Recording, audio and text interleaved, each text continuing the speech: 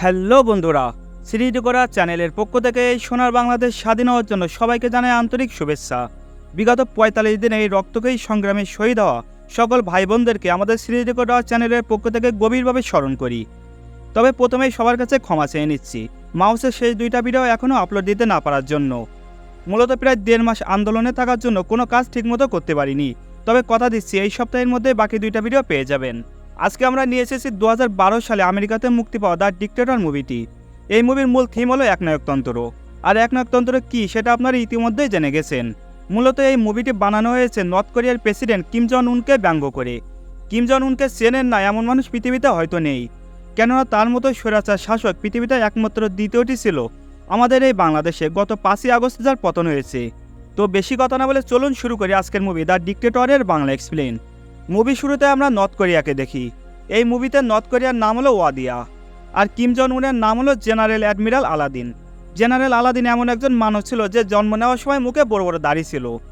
এছাড়া সে তার নিজের দেশের মধ্যে অলিম্পিক আয়োজন করত, আর দৌড়ে যে তার আগে উঠতে যেত তার পায়ে গুলি করে দিত। আর এভাবে সে মোট ১৪টি গোল্ড মেডেল জিতে নেয়। জেনারেল আলাদিন তার আশেপাশে কোনো পুরুষ বডিগার্ড পছন্দ করতো না, তার আশেপাশে থাকতো সব মেয়ে বডিগার্ড। এই মেয়ে বডিগার্ডগুলোর একটা বিশেষ ক্ষমতা ছিল, তারা কোনো জিনিস ভাঙতে গেলে হাতের ব্যবহার করতো না, করতো শরীরের একটা বিশেষ অঙ্গ, যেটা ভিডিওতেই দেখতে পাচ্ছেন। যাই হোক, জেনারেল আলাদিন ছিল এমন একজন আতপাগলা স্বৈরাচার শাসক, ঠিক আমাদের নানি হাসু আপার মতো। ওয়াদিয়ার বিজ্ঞানীরা জেনারেল আলাদিনের জন্য নতুন পরমাণু বোমা বানাচ্ছিল। তখন জেনারেল আলাদিন যায় সেটা দেখতে, কিন্তু নতুন বোমা দেখতে আলাদিন রেগে যায়। সে বলে, এই বোমা পেন্সিলের মতো দেখতে কেন, বোমা তো হবে গোল। আমার বিজ্ঞানী নাদাল কোথায়? তখন একজন বিজ্ঞানী এগিয়ে এসে বলে, স্যার আপনি হয়তো ভুলে গেছেন যে নাদাল গোল আকৃতির বোমা বানানোর জন্য আপনি তাকে মেরে ফেলার হুকুম দিয়েছিলেন। আপনি চেয়েছিলেন বোমা যেন পেন্সিলের মতো হয়, এজন্য তো আমি এমন বোমা বানিয়েছি। তখন ফ্ল্যাশব্যাকে আমরা দেখি গোল আকৃতির বোমা পছন্দ না হয় আলাদিন তার বিজ্ঞানী নাদালকে মেরে ফেলার হুকুম দেয়। আলাদিন সবসময় যাকে তাকে এভাবে মেরে ফেলার হুকুম দিত। তারপর আলাদিন তার গাড়ি নিয়ে তার প্যালেসের সামনে পৌঁছে যায়। তখন একজন লোক হঠাৎ করে আলাদিনকে মেরে ফেলে। একটু পরে আমরা দেখি মেরে ফেলার লোকটা আলাদিন ছিল না, তারই মতো দেখতে একজন নকল আলাদিন। মূলত আলাদিন জানতো তার মতো লোককে যে কোনো সময় যে কেউ মেরে ফেলতে পারে, এজন্য সে সবসময় ডুপ্লিকেট নিয়ে ঘুরত। কিন্তু কথা হলো আলাদিনকে কে মেরে ফেলতে চাই? আমরা আলাদিনের চাচা তামিরকে দেখি। তামিরের লোভ ছিল আলাদিনের সিংহাসন আর ওয়াদিয়ার তেলের খনির ওপর। সে চাইতো খনি থেকে তেল তুলে আফগানিস্তান আর ইসরায়েলের কাছে বিক্রি করবে। এদিকে দেখা যায় আলাদিনের জীবন ছিল অত্যন্ত বিলাসবহুল। এক রাতও সে নারী ছাড়া থাকতো না। সে টাকা দিয়ে প্রতিদিন বিভিন্ন নায়িকাদেরকে তার বিছানায় নিয়ে আসতো। তারপর কাজ শেষ হলে সে তাদের সাথে একটা ছবি তুলে তার দেয়ালে ঝুলিয়ে দিত। এখন দেখা যায় সেই ছবিগুলোর মধ্যে ২-১ জন পুরুষেরও ছবি টাঙানো ছিল, মানে বাকিটা নাই বললাম, আপনারাই বুঝে নেন। আলাদিন এমন পাগলা শাসক ছিল যে তার দেশে বহুত অদ্ভুত নিয়ম চালু করে রেখে দেয়। এমনকি সে ডিকশনারিতে ৩২৬টা শব্দ চেঞ্জ করে আলাদিন করে দেয়। নেগেটিভ পজিটিভ শব্দকেও সে আলাদিন বানিয়ে দেয়। মানে কারো যদি এইচআইভি পজিটিভ হয় তাহলে ডাক্তার তাকে বলবে এইচআইভি আলাদিন। এখন পেশেন্ট কী বুঝবে সেটা তার ব্যক্তিগত ব্যাপার। এমন সময় আমেরিকা সহ পৃথিবীর অনেক দেশ ওয়াদিয়ার বিপক্ষে গর্জে ওঠে। তারা বলে সারা পৃথিবীতে এখন পরমাণু বোমা বানানো নিষিদ্ধ, কিন্তু ওয়াদিয়াতে এখনও লুকিয়ে পরমাণু বোমা বানানো হচ্ছে। এর জবাব তাদেরকে দিতেই হবে। তখন জেনারেল আলাদিনের চাচা তামির আলাদিনকে সব কিছু খুলে বলে, কিন্তু আলাদিনের এসবে মন ছিল না, সে তার নিজের জীবন নিয়ে ব্যস্ত। আলাদিন তার চাচাকে বলে, আমার ডুপ্লিকেটটা তো মারা গিয়েছে, দ্রুত আমার জন্য আরেকটা ডুপ্লিকেট খুঁজে বের করো, কারণ এভাবে জীবনের রিস্ক নিয়ে আমি রাস্তায় বেরোতে পারবো না। কিছুদিন পর আলাদিনের জন্য একটা ডুপ্লিকেট খুঁজে পাওয়া যায়। এমন সময় আমেরিকা সহ অনেক দেশ ওয়াদিয়ার বিপক্ষে যুদ্ধ ঘোষণা করে। তারা বলে, জেনারেল অ্যাডমিরাল আলাদিন যদি আমেরিকা এসে তার বক্তব্য না রাখে তাহলে আমরা তাদের বিপক্ষে যুদ্ধ করব। তখন আলাদিন তার চাচাকে বলে, আমি আমেরিকা যাব, দ্রুত ব্যবস্থা করো। তারপর আলাদিন তার বিশাল একটা নারীর দল নিয়ে আমেরিকায় চলে যায়। একটা বড় হোটেলে তার থাকার ব্যবস্থা করা হয়। রাতের বেলা দেখা যায় হোটেলের সিকিউরিটি চিফ এসে আলাদিনকে মেরে অজ্ঞান করে কোথাও নিয়ে চলে যায়। আলাদিনের যখন জ্ঞান ফিরে আসে সে দেখে তাকে চেয়ারের সাথে বেঁধে রাখা হয়েছে। তখন হোটেলের সিকিউরিটি চিফ আলাদিনের দাড়িগুলো ছিঁড়ে ফেলে, আর তাকে মেরে ফেলতে গেলে আলাদিন কোনো মতে সেখান থেকে বেঁচে ফিরে আসে। পরের দিন আলাদিনের বক্তব্য দেওয়ার কথা ছিল, এজন্য সে তার হোটেলে ফিরে যায়, কিন্তু হোটেলে তাকে ঢুকতে দেওয়া হয় না, কেননা এই দাড়ি ছাড়া আলাদিনকে কেউই চিনতে পারে না। তখন আলাদিন দেখে গাড়িতে তারই ডুপ্লিকেট আলাদিন আর তার চাচা তামির বসে আছে। তখন আলাদিন সবকিছু বুঝে যায় যে তার সাথে ষড়যন্ত্রের মূলে আছে তারই নিজের চাচা। এদিকে নকল আলাদিন ভাষণ দিয়ে দেয়। মূলত তামির তাকে যা যা লিখে দিয়েছিল সে তাই বলে।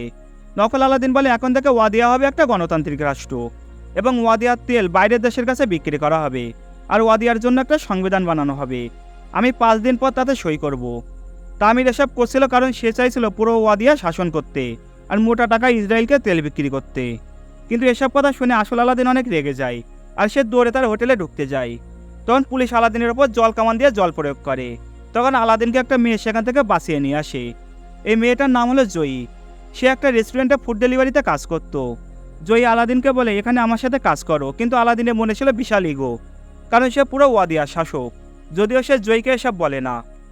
সে বলে আমি তোমার এখানে কি কাজ করব। তারপর আলাদিন সেখান থেকে চলে যায়। আলাদিন রাস্তায় রাস্তায় ঘুরতে থাকে। হঠাৎ করে সে দেখতে পায় তার সামনে দিয়ে নাদাল যাচ্ছে। সে অবাক হয়ে যায়, কেননা এই নাদালকে তো সেই মেরে ফেলার হুকুম দিয়েছিল। তাহলে সে এখনো বেঁচে আছে কিভাবে? আলাদিন নাদালের পিছু নেওয়া শুরু করে আর একটা রেস্টুরেন্টে পৌঁছে যায়।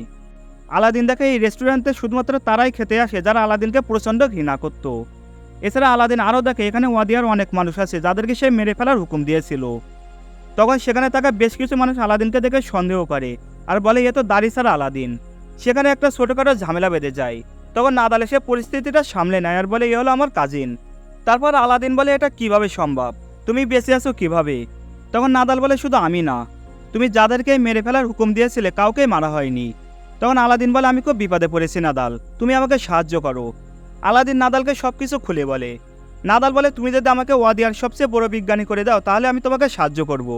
আর আলাদিনও তাতে রাজি হয়ে যায়। এবার আলাদিনের দরকার ছিল ওই হোটেলে ঢোকার পার্স। এদিকে জয়ী নামের ওই মেয়েটা ওই হোটেলে খাবার ডেলিভারিতে কাজ করত। আলাদিন জয়ীর কাছে যায়, তাকে বলে আমার ভুল হয়ে গিয়েছে, আমি তোমার সাথে কাজ করতে চাই। তেমন আলাদিন জয়ীর সাথে কাজ করা শুরু করে দেয়। এদিকে আলাদিনের চাচা তামিরও বুঝতে পারে যে আলাদিন এখনো মরেনি। এবার আলাদিনের দরকার ছিল একটা নকল দাড়ি, কেননা দাড়ি ছাড়া তাকে কেউই চিনতে পারছিল না। এজন্য নাদাল আর আলাদিন একটা চার্চে যায় যেখানে একজন মানুষ মারা গিয়েছিল। তাদের প্ল্যান ছিল ওই মৃত ব্যক্তির মুখ থেকে দাড়ি চুরি করা, কিন্তু তারা দাড়ি চুরি করতে না পেরে লোকটার গলা থেকে মাথা কেটে নিয়ে চলে আসে।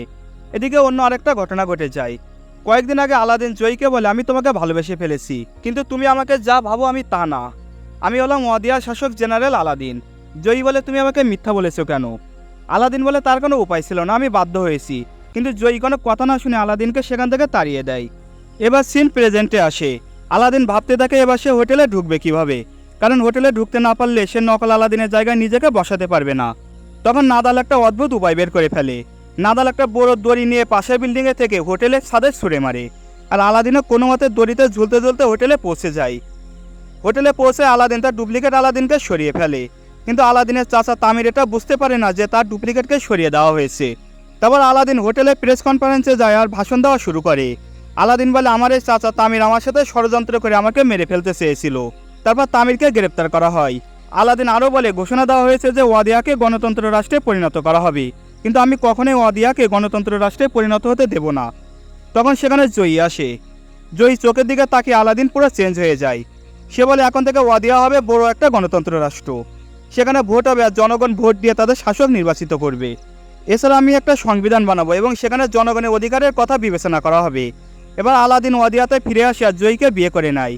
তারপর আলাদিন ওয়াদিয়াতে একটা ভোটের আয়োজন করে, যদিও সে লোকজনকে ভয় দেখিয়ে সব ভোট নিজের করে নেয় আর আবারও ওয়াদিয়া শাসক নির্বাচিত হয়। তবে আলাদিন কিন্তু এখন অনেক পরিবর্তন হয়ে গিয়েছে, যদিও তাকে পরিবর্তন জয়ী করেছে, কিন্তু একটা স্বভাব এখনও থেকে গেছে, আর সেটা হলো কথায় কথায় হাসুয়াপার মতো মানুষকে মেরে ফেলার আদেশ। আর এখানেই মুভিটি শেষ হয়ে যায়।